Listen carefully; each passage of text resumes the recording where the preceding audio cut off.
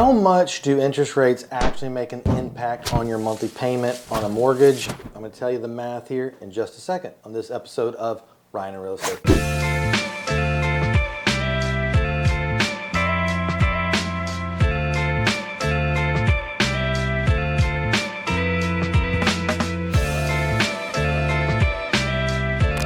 As many of you have seen, the interest rates have started to tick lower and lower. And a lot of times you're like, well, what is 1%, half percent? What does that really affect me? So I'm gonna give you actually the math so you can figure out exactly how a lower interest rate impacts you. But before we get started, if you have not done so, take a minute and subscribe to our channel. Like it, leave us a comment. I would be very appreciative if you did so. And it allows us to keep giving you more content, helping you out with any questions you might have about real estate or anything else that we're putting out here, all the crazy stuff. All right, let's jump into it. So interest rates, as we've said, have lowered over the past few months. In fact, since February 2023, they are at the lowest spot since then. So we're talking like over a year and a half and more that we are at the lowest spot. Right now, they're currently ticking about 6.2% for a 30-year fix. That's average. That's based on credit to debt income ratio, lots of different things. I'm not a lender, but that's the average of what a 30-year fix is. But some people are getting 5.75, some people are getting 6, but average 6.2.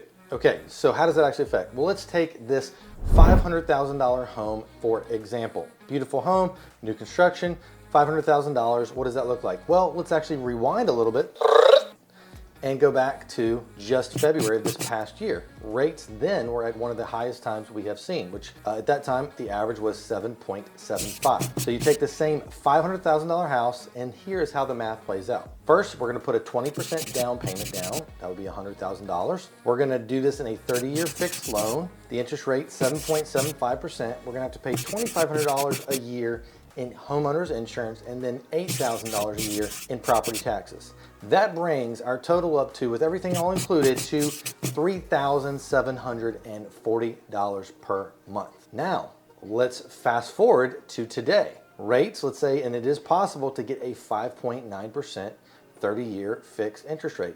What will that do to that same exact $500,000 house? Here's how it plays out.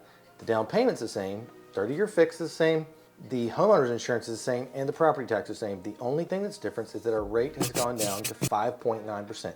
Our new total is $3,247 per month. Voila! Literally dropped an entire $500 a month and $6,000 a year that you're not having to spend because the rates lowered to that amount. I can calculate it out for you however you want as rates get lower, but you can see the drastic impact that rates do make on that monthly payment. If you're curious of what a rate would do for you where you're at, feel free to reach out. So with that being said, there's lots of different ways to have alternative financing to get the monthly payment that you want. But as rates go down, obviously just in less than 6 months, we have seen in the $500,000 house, a difference of $500 a month. Everybody would love an extra $500 a month.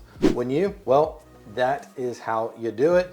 Hopefully, we'll continue to see rates tick down, which means affordability for you will go up.